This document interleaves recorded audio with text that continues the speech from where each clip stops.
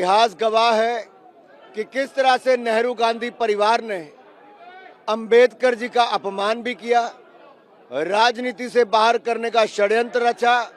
यहाँ तक कि नेहरू जी ने स्वयं चल के सभाएं डॉक्टर अंबेडकर के खिलाफ की और उनको चुनाव हरवाए। What is happening is that Ambedkar Sahab's legacy and the constitution itself have become a battleground politically, which I think is unfortunate, both sides.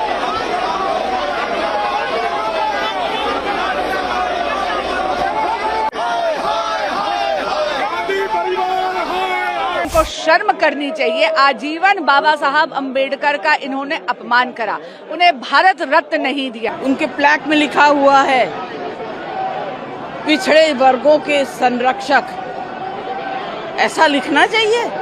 देश के संरक्षक है, संविधान के संरक्षक हैं, पिछड़े वर्गों को क्यों?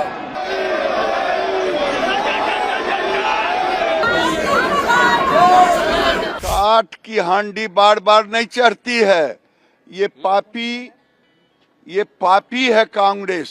कांग्रेस ने बाबा साहेब के साथ अन्याय किया, बाबा साहेब को भारत रत्न नहीं दिया, बाबा साहेब को हराया चुनाव में। बाबा साहब भीमराव अंबेडकर का अपमान ये देश नहीं सह सकता जब तक अमित शाह इस्तीफा नहीं देते और माफी नहीं मांगते।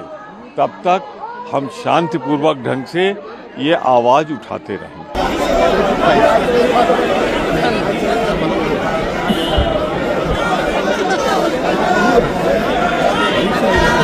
इतिहास गवाह है कि किस तरह से नेहरू गांधी परिवार ने अंबेडकर जी का अपमान भी किया, राजनीति से बाहर करने का षड्यंत्र रचा। यहाँ तक कि नेहरू जी ने स्वयं चल के सभाएं डॉक्टर अंबेडकर के खिलाफ की और उनको चुनाव हरवाए और उनको मजबूर किया राजनीति छोड़ने पर। तीन पीढ़ियां, पंडित नेहरू, इंदिरा गांधी जी और राजीव गांधी जी, इन्होंने भारत रत्न बाबा साहब अंबेडकर को नहीं दिया।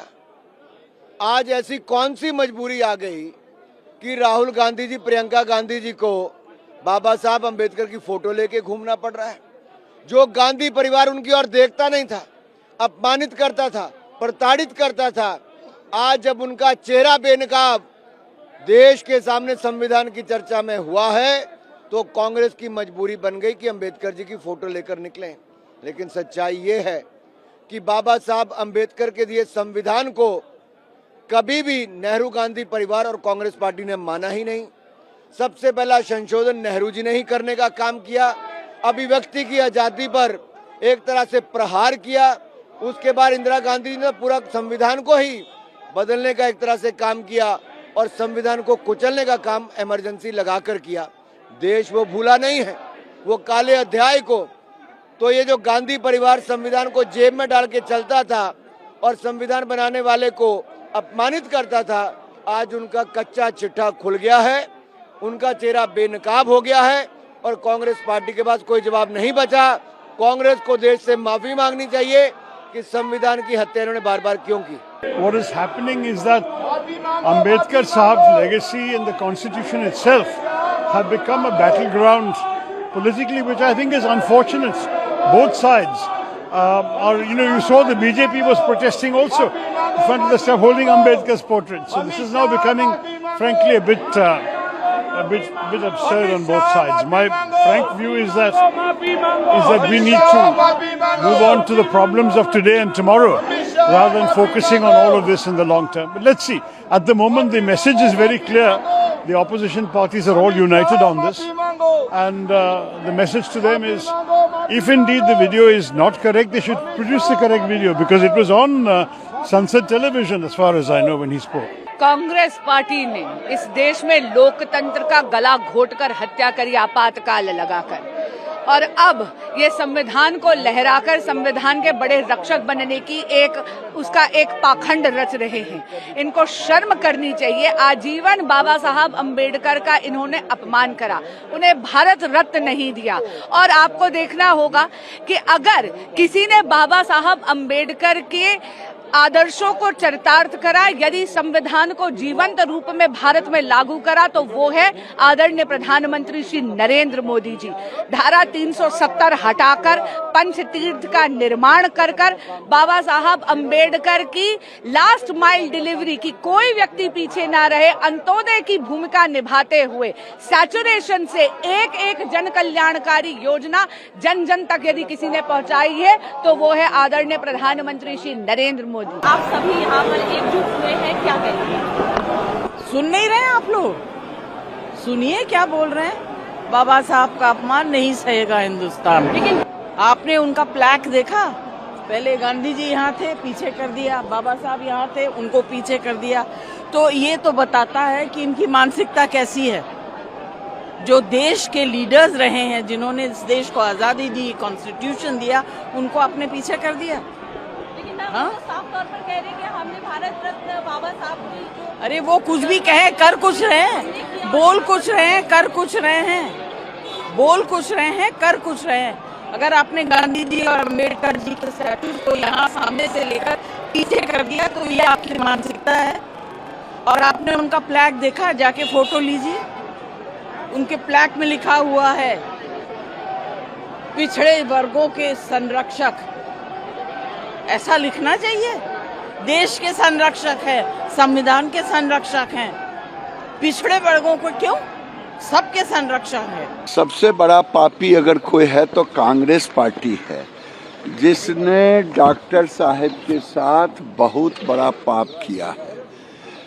पाप ये किया है, पूरे खानदान ने भारत रत्न लिया, और जो अंबेडकर साहब को चाहिए था भारत रत्न, वो भारत रत्न नहीं दिया। इससे बड़ा पापी और कोई हो नहीं सकता। अपने पाप को छुपाने के लिए कांग्रेस पार्टी जोर से बोल रहा, अगर हिम्मत है तो चले किसी चौराहे पर, पूरा वीडियो दिखाए, लोग से बहस करवाए, अपने नहीं बहस करे। इसलिए कांग्रेस पार्टी पापी है। बाबा साहेब अंबेडकर के साथ जो पाप किया है, उस पाप के लिए प्रायश्चित करे, माफी मांगे। 24 घंटे तक सारे लोग मौन रह करके उपवास करे। चोर बोले जोर से, वही बात है। लेकिन कांग्रेस पार्टी कह रही है कि हम पूरे देश में जिला स्तर तक प्रदर्शन करेंगे और इस्तीफे की मांग करेंगे। देखो यार, काठ की हांडी बार बार नहीं चढ़ती है। ये पापी है कांग्रेस। कांग्रेस ने बाबा साहेब के साथ अन्याय किया, बाबा साहेब को भारत रत्न नहीं दिया, बाबा साहेब को हराया चुनाव में, बाबा साहेब को अपमान किया है। इस अपमान को छुपाने के लिए ये पापी जगह जगह अब ये चाह रहा है, जैसे लोकसभा के चुनाव में भ्रम फैलाया, ये भ्रम नहीं चलेगा। सारा वीडियो लोग देखेगा पूरे जगह, तब पता चलेगा। देखिए बाबा साहब के साथ क्या अन्याय किया। जिस तरह से कल अमित शाह जी ने प्रेस कॉन्फ्रेंस की और ये कहा, और अब आज आप लोग फोटो लेकर प्रोटेस्ट कर रहे हैं, क्या कहेंगे आप? सारी दुनिया ने देखा है अमित शाह जी ने जो बोला है, लाइव टेलीकास्ट हो रहा था, और उसके बाद झूठ पर झूठ बोल रहा है। बाबा साहब भीमराव अंबेडकर का अपमान ये देश नहीं सह सकता जब तक अमित शाह इस्तीफा नहीं देते और माफी नहीं मांगते। तब तक हम शांतिपूर्वक ढंग से ये आवाज